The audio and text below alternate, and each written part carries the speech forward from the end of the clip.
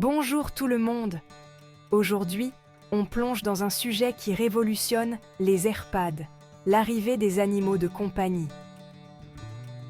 Avec la loi Bien vieillir du 8 avril 2024, les EHPAD ont désormais l'obligation d'accueillir les animaux des résidents. Une mesure qui apporte un vent de fraîcheur et améliore considérablement le quotidien de nos aînés. Mais concrètement, comment les établissements s'organisent-ils? D'abord, il faut repenser les espaces. Imaginons des zones dédiées aux animaux, des espaces extérieurs sécurisés pour les promenades et même des distributeurs de sacs à crottes.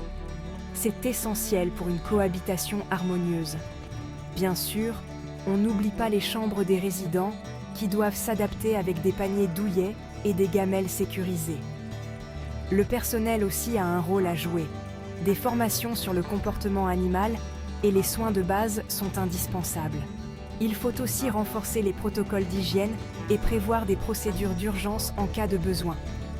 L'objectif est de garantir un environnement sain et sûr pour tout le monde.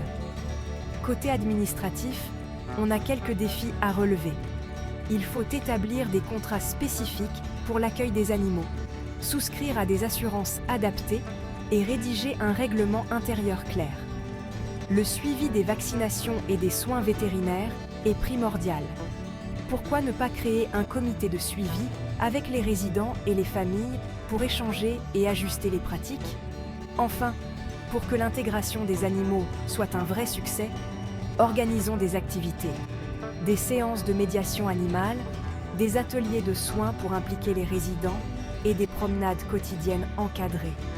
Le lien entre les résidents et leurs compagnons n'en sera que plus fort. Et si on s'associait à des refuges locaux pour organiser des journées d'adoption? On pourrait même imaginer un service de garde temporaire pour les animaux en cas d'absence des propriétaires. Bref, une nouvelle ère s'ouvre pour les EHPAD. Une ère où le bien-être des résidents passe aussi par la présence de leurs chers compagnons à quatre pattes ou à plumes. Merci de m'avoir écouté. Et à très bientôt.